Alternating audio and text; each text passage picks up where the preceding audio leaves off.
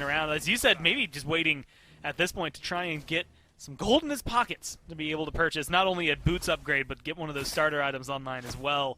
Especially because from what we've seen over the last couple of, well, I guess last couple of games here for Genetics, he is willing to be a little more out there in terms of his style of support play. He is, right? He's willing to kind of do his own thing in that support spot. So let's see if that's what we'll expect here. As a little bit of surprise. He's going to do his best to be hitting home runs throughout all of this. Like, all his power, all his strength that is going to be dependent on for this one. Once he gets that Executioner online, we might start seeing a little more of the dueling.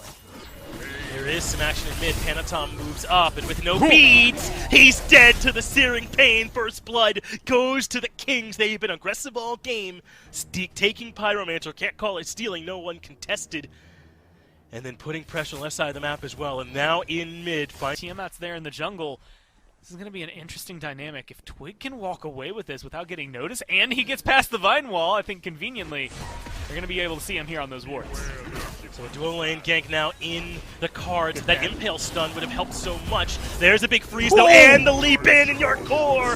Handled from the gank coming from Twig, and Netroid gets the kill.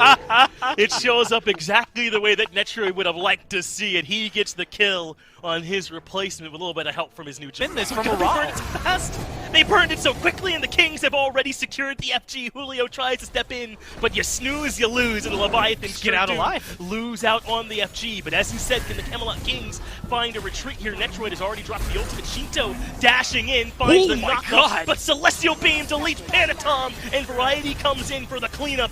And now they've got a chance to flip the script here on the Leviathans. Julio drops your core, falls to a double kill for Kings, and just like that, it's Fire Giant +4, maybe 5, as Wrong You has nowhere to go.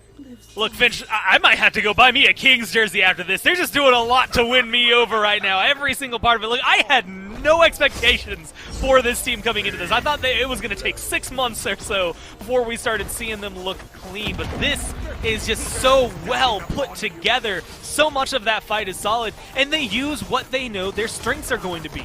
Who on the Leviathans is going to compete with a Raw Beam to secure a Fire Giant? Nobody. There's not a single person who has the damage to do it. So use that to your advantage. Take the objectives. Keep playing the map this well. Hell, they're going to end the game. Yeah, they've got a really good shot. Panatom is up in a second, but it won't be enough. Titan already down to half, and Panatom just doesn't want to add another death to the KDA. 26 minutes, 16 seconds. The Leviathans wanted to take a slow game. They were playing behind because the Kings were playing the map better, and I think that's something that they're going to have to face. But look, Panatom did this last time around, didn't find the gank he wanted. Level 3 here now on a Wheelish. Might be a little more successful, especially in fighting something like an Ares. And here comes the Panatom gank. Genetics is the target, and your core on the board first. Couldn't find my eyes there as Leviathans find themselves finding first blood, and they're the ones with the early duo lane gank. Panatom wanted that vulnerable to being grabbed up now that the beads are down.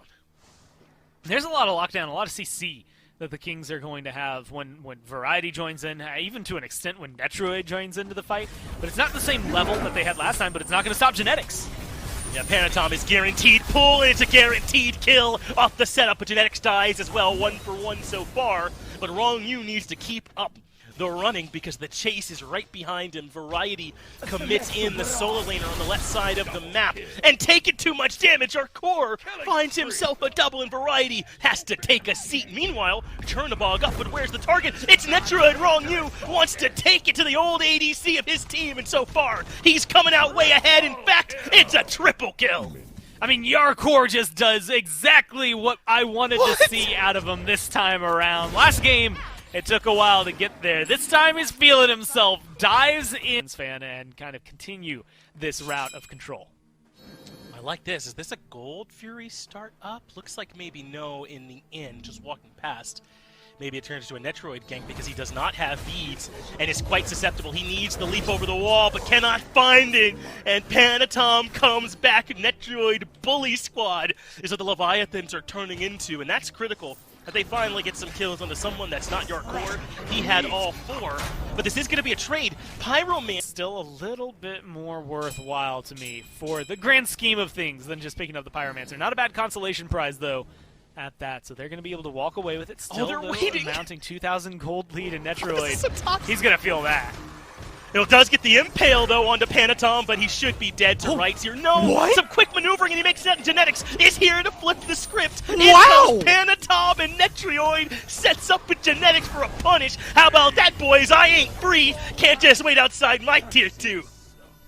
To quote Harrison Ford, don't get cocky. And that is exactly what happens. The Leviathans start standing right outside of the tier 2. They think they have it. It looks like they should. Netroid, that impale creating Good target selection just didn't work out. But boy, is that a mental blow to be diving Netroid under his own tier 2 and to just get outplayed. Huge revenge for Netroid, who's not having a great game, and now Panatom in the wrong spot, hit by the chains and the Desert Fury, and still cannot escape, impaled, and Genetics finds the kill credit, and just like that, the Kings are clawing their way back into this. Leviathan's getting a little bit ahead of themselves, or going too far forward. Obviously, the tier 2 tower dive was Mancer up. They don't have a Primal Fury up just yet. With those respawning, you have to be a little more careful and a little more precise as the Leviathans to make sure that you don't let things slip out of hand anymore. Otherwise, the Kings are going to find themselves in a really good position to start stripping those objectives away. Variety being 3-man tower, Dove should not have a way out, uses the ultimate to buy some time and forces the beads out from Panatom, so Variety does get something. The most vulnerable member of the Leviathan squad is Panatom, and it's not particularly close Choice, but I do think he's got enough health under his belt right now that he doesn't care about it. He's going to be able to get aggressive. I mean, who's going to burst him down? Panatom is really the one I'd be most threatened by. So Panatom looking for Netroid again, looking for his old ADC Whoa, once more. Netroid Has the ultimate for the jump up, but Netroid nearly turns it around. Thank God your buddy was here, because I was winning the 1v1, though Yarkor in the end takes care of Netroid. But now there's action in mid, and Wrong U left in the numbers, disadvantage 4-on-1.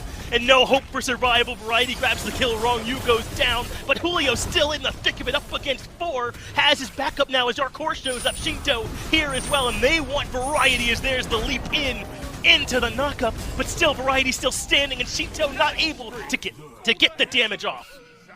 Twig goes down, leaves him in a good position. Man, Big Man Ting's just barely off from getting the kill onto Shinto with that beam. Even ultimately, Wrong U going down there.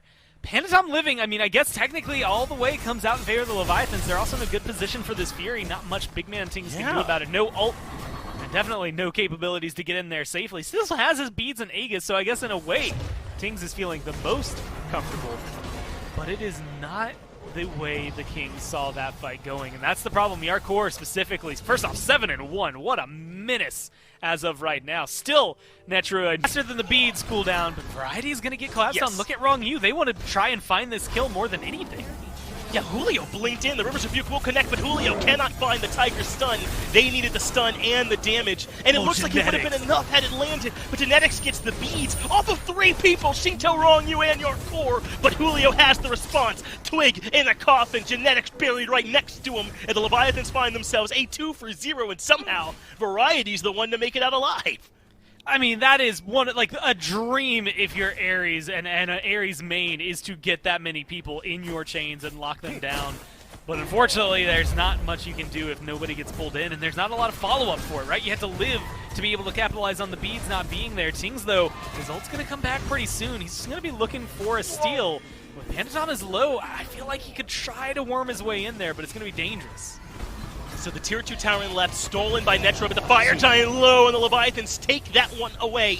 The Kings can't get in time to contest, and this time they want to take care of Variety properly, and Yarkor gets his 9th kill of the game on a rampage, an absolute pop-off performance for the new ADC for the Leviathans. And with this FG around their waist core, the world is their oyster. Where we are being channeled there now. it is. Netroid, Variety, the whole squad now having their bluff called. Let's see if they make it here in time. They're going to have to rush if they want to slow down the push. So it's Variety that moves in first. Blink expended, but good damage on the Panatom, and the snipe from Tings. Connection to Yarkor, who's low. So is Julio. And it's time for Genetics to shine. The pull connects on the Wrong U, but he still stands tall on the back of it. So the Kings keep their Phoenix healthy, but don't find much else on the back of it. Yarkor made that window to let Yarkor take care of the mid-tier 2. Now, Julio is all the way in. Oxform used, but he retreats. And they are not done with this siege just yet, Corey. Well, Blink and Ult about to be back up for Genetics. Unfortunately, all the beads are back up here for the Leviathans. The CC's not going to matter here. but Julio takes too much damage, and Netroid is the one that finds the very first kill of this engagement, but Yarkor gets revenge and puts Netroid down. So in comes Panatom, but there are no opportunities yet. He needs Yarkor to be the backup, but the Kings are on the run, and they'll make it back to the fountain just barely. But we'll be able to say the same for the left side. Phoenix is now, that should cleanly be in the sight of the Leviathans, and they do take it down quite easily. But the Kings are back and healthy and looking for the fight, so the Leviathans re-engage. Panatom into the backline, and Tings already removed. That means Twig, Variety, and the boys have to run, but Variety left alone. Shinto gets his first kill of the game 24 minutes in, but can they afford to take the Titan here? Yes, they're shredding it, and I don't know if the Kings can actually defend this. It's down to half. It's a leap in from Twig to keep them at bay, but the DPS on the Titan continues. It gets lower. Shinto finds himself a double two at the finish line to get Leviathans their very first win of this set. And to get Tiamat her first win, of course. Look, 2 for the invade and 4 for the fight. Saying if you want our boys, you're going to have to take them. As now the Leviathans and the Kings meeting up over Greater Scorpion. Fort Pier this time on the right-hand side. So Julio jumps in, finds the knockup onto Genetics, and 2 stuck inside the River's Rebuke. So Genetics goes for the freeze, but he's getting lower and lower. Falls into the Shard of Ice, and First Blood goes over to the Leviathans, and they are not done yet. Shinto looking for damage. Panatom moving in. They want to invade the blue buff too. Looks like they're going to be able to walk away with that one as well, happily at that. Finally getting something for their trouble, throwing out so many fishing lines. Finally getting something. Twig goes in. Rongyu's low. And Rongyu is the target. Twig makes it work. They turned it into a 1-for-1. Big man Tings gets the last bit of damage, maybe off the heel. But Twig set that up, and this is when you put the early game in Twig's hands and allow him. And you continue stamping the gas pedal down to make sure that they know you're not going to run over me, you're not going to be able to get away with this. And now he's invading the purple buff along with his team getting aggressive. They're out for blood. Big rotation, Rivers of Buke isolates Genetics, so in comes Twig looking to help, but what can you do when Yamoja can just make 2 big walls? Shinto gets the kill credit, so 1 more to the Tiamat tally, but that was all Rongyu with the perfect ultimate and stun placement. Genetics didn't have a play, there's no way out of those walls. Wasn't quite able to get any of the beads either, so Twig and Tings still left looking for anything more, but Netroid Yarkor at the 1v1! Let's go! Netroid gets the win up against the replacement. Variety takes care of Panatom, and the Kings are finding an answer back. How about that? Yarkor and Pan and Netroid both drop the beads, but it looks like Yarkor didn't have his ultimate for that skirmish. Maybe that's why things went in the favor of Netroid, as Variety takes a good bit of damage there in mid, but the Kings want this Fury, and no way the Leviathans can defend it. They're too low, too many members missing. A great response and answer by the Kings to a big fight, but Julio is on his way. Good work by Variety to lock him down with the ultimate, and Rongyu forced to leave. In fact, Julio managed to get at least 1 kill. He gets a double. In comes the backup in the form of Shinto. What? I don't know why or how Julio got that. You walks out alive, and I mean, why'd they go in there? Like, there's so many questions. That Gold Fury left you begging and continue paying dividends throughout the entire year. But this is where I think we're going to have to start looking at maybe a little bit of a transition, right? Like, if Netroid is able to do this, you know, Heimdall's really, really solid and really good. Obviously in the 1v1s and the team fights just as well. But what they're going to be able to do in the transition to the team fight stage is going to make a big difference for them, as that's just clean mechanics. Like you said, maybe not having the ult there for Yarkor, maybe it changes something up. I mean, there's 1 auto difference between the death there. It was close, but if Netroid's going to perfectly land that Julio has been able to have here in this one, made that rotation onto the Fury, and kind of averted disaster. That would have been a Fury taken, and the Kings just getting out of there scot-free, but he got in there and was able to turn things back around for him. And it's so close to not happening for him as well, because watch, it's specifically where BMT throws that ult, it ends up hitting Rongyu just behind Julio. And Julio, I mean, look, he doesn't look like he should live through all that. He's 1 hit away, but he's able to run through everybody. Almost, I don't even want to say chartered into the right territory, but kind of given the veil to walk right in there. Everyone from the Kings is so low from the way they had to tank that Fury. So the Deso is now finished. The flat pen going to be critical, as Rongyu again all in committing with the ultimate, but the follow-up not there. Big man Ting still comfortable and still hasn't used his relic, so Twig takes the battle up against Panatom, who doesn't doesn't want anything to do with it. He's running for the hills, and Variety comes across the wall with the blink and buries Panatom in response. We're right back in, and right back into the action. Look, they were waiting for Genetics to get back in. They were not waiting for anything else in this game. The Kings want to get going. Yep. If trouble comes their way, but Twig going for a red buff invade. Yarkor should see it, but he's got trouble nearby as well. As Genetic retreats, Twig stuck on the wrong side of town, but a good wall from Genetic should keep the reinforcements at bay. But Julio is here, and it's been the Julio show. Do not change your channels. He finds Captain Twig, and at least makes this engagement a 1-for-1. And he's not done yet, aggressively looking for Genetics, but a good wall and peel from Variety gets Genetics out of trouble. Yeah, some damage thrown out there by Tings, but not necessarily try and block off every entrance into the tower. So they managed to get away with it. And it is important to remember, like, this seems so simple, but it also maybe is going to matter here. Netroid in under trouble. Good work, though, from Yarkor. Gets Netroid outside of that Bifrost, but Aegis buys in the time needed to take his escape path. Meanwhile, Twig stuck on the wrong side, but Genetics blink freeze, gets his jungler out there, and Tings connects with the snipe. The Kings have the synergy, and the Leviathans don't have the answer. It's a double for Tings, who comes in and changes the fight right away. That means now the Kings have a 2-for-0, could take whatever they want, and I think this Fury, Primal Fury, looking pretty good. Yeah, I mean, this is going to Tings. That's where the Rada Tahuti was before, where it's going to be there for Shinto. So he's missing out a little bit on that power, but it doesn't seem to be stopping him from doing any of these calls.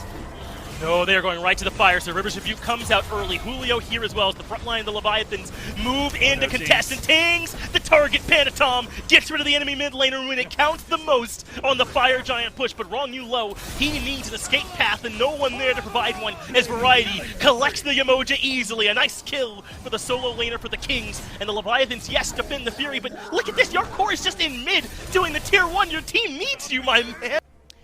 Yeah, right now, it might make a big difference if they get to level 20 first. Take a look. Pendulum of Age is done for Tings, but nothing for Shinto. Or the Ornate Arrow finish for Yarkor, but nothing for Netroid. There's some spots where, you're right on the money. This level 20 going to be critical as Panatom caught out, and he has no relics. Barely makes it back over the wall. But my man is low, and Variety wants to finish it off. He blinks in. A risky call. It costs him his beads to get in and chase out Panatom. That was a low chance of success, but Variety to pick up, especially with how contended this Fire Giant has been and that Fire Giant pit. And if Variety gets caught out here, if anyone gets burned on the Kings, it opens up an opportunity for the Leviathans.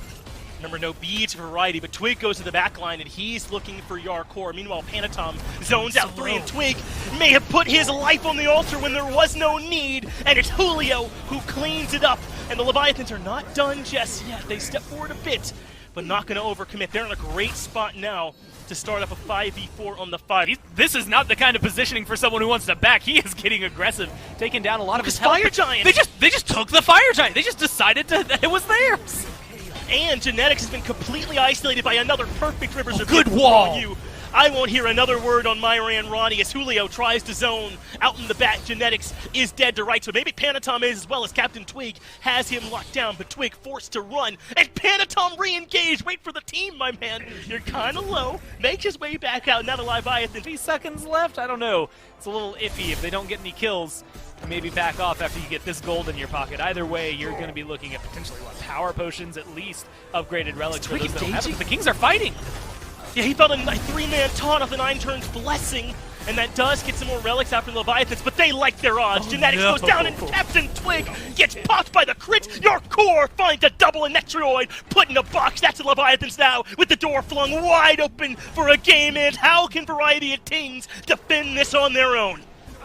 I mean, everything goes their way up until a certain point. 0-4-6 right now for Twig. He has been able to set it up, and the Leviathans know it. This Titan has fire minions and 4 members. Tings is out of here. It's over! The Camelot Kings get it done. Rather, the Leviathans get it done. My goodness. Was I secretly rooting for the Kings? It's a dub for the Leviathans in the end, 11-7, as they find the